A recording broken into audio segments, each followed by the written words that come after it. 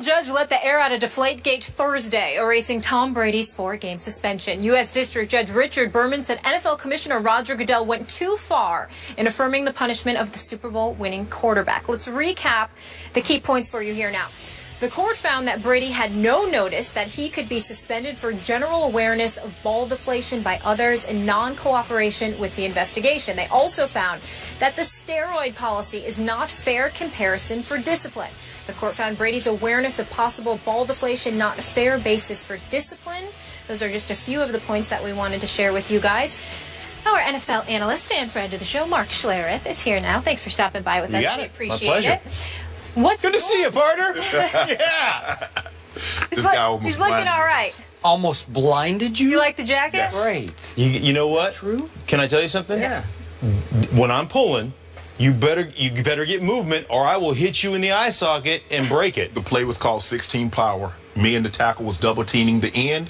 I was blocking down, and somebody came around pulling.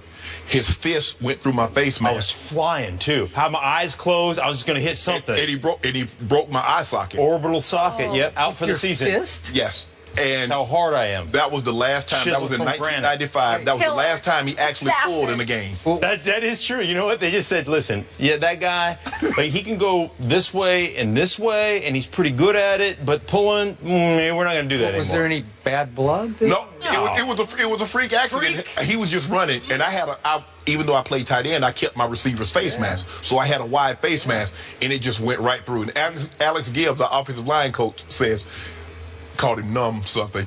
Yeah. Your job is to hurt them, not our guys. Yeah. But the thing is, on 16 power, if there's no hole, you're coached to make a hole, right? So I was coming hell-bent for election, and I just had a mouthful of Rydell, and I was going somewhere fast, and my fist got into his side of you, Mark. Bam. Yeah. Is it okay today? Well, you had to have surgery, right? I got 2 titanium plates in there, so I'm okay. Mark! Thanks a lot. You write an apology note? Can I tell you something? What? Fist like steel. Oh. I know. Okay. All right, back to business. Speaking of fights, Tom Brady just won.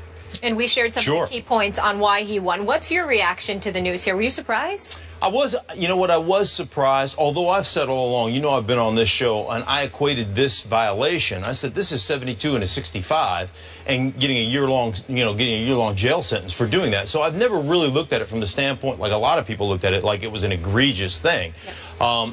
You know, so for me, I always thought the 4-game suspension was ridiculous anyhow. I mean, pay a fine and move forward. Not like breaking an eye socket. Right, exactly. And I think the thing that I have kind of continued to look at is, you know, this is a situation in the National Football League where rules get circumvented all the time. You know, guys are always looking for a way to find an advantage.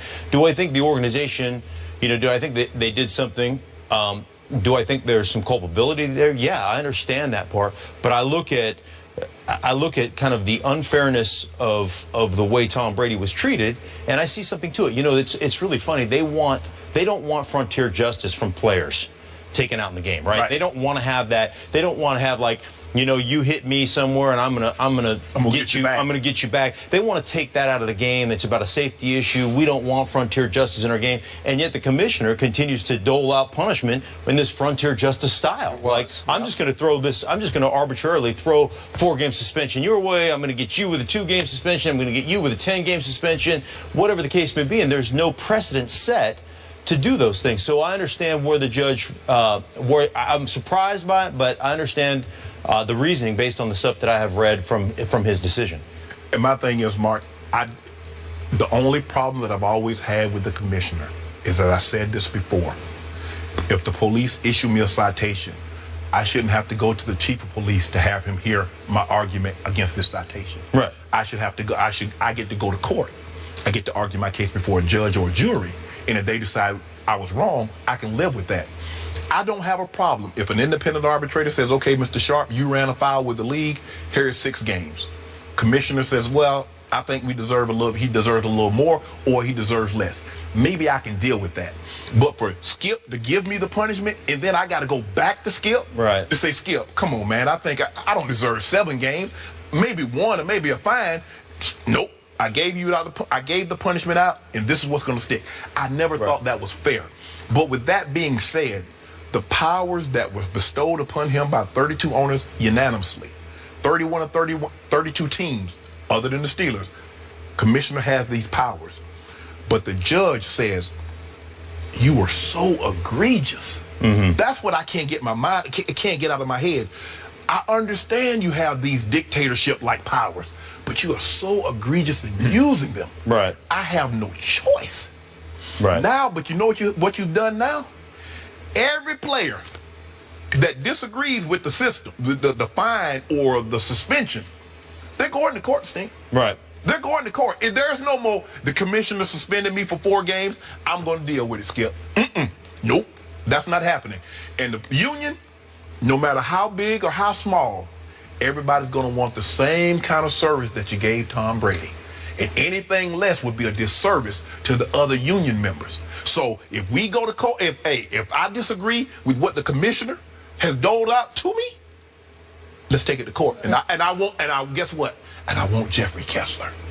Okay, but remember, if the league has a smoking gun on you, a positive drug test, let's say, I'm not talking about the steroid suspensions or the drug suspensions. Yeah, those are standard, right? Every player knows. You go into it and you say, okay, listen, I smoke weed and I've done it 3 times, and if I get caught again doing it, I'm getting suspended. If I use steroids, performance-enhancing drugs, or I have a first time for steroids, right? Gone. If I have something in my system that doesn't, because every guy stands up and goes, boy, oh boy, you know what? I've taken these supplements and I had no idea, and I'm like, oh, stop it. If we can just stop the rogue company that keeps poisoning our athletes, right? Stop it. You're using something that's illegal. Let's move on. Take your 4-game suspension and call it good. My thing to that, all I say is when the guy says, man, I was taking something, it's my fault. Show us what you was taking. All you got to do is bring it out there on national television and say, well, this is what I took. But nobody wants to bring that syringe out there. No. So remember, this judge was supposed to focus upon the process, not the merits of the case, though the merits kept coming out as he tried to explore the process. And the merits seemed to swing wildly in favor of Tom Brady's case.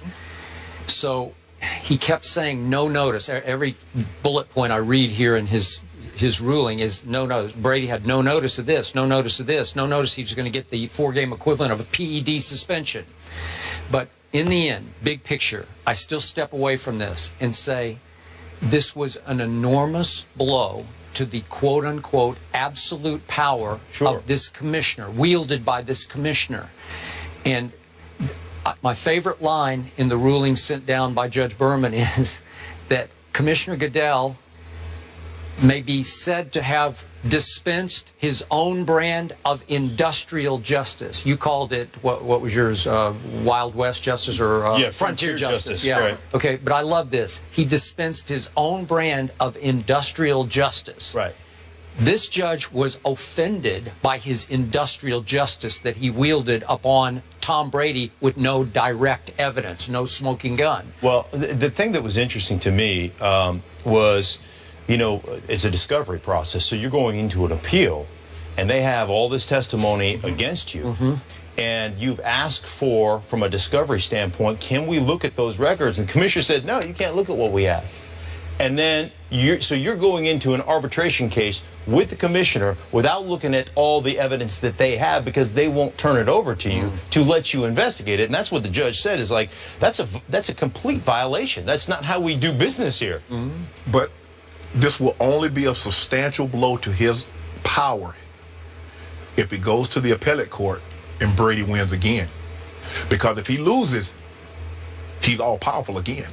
Okay, but you said earlier that you thought this was such an early blow that it would resonate. I would, but see, this is not, I'm just saying me.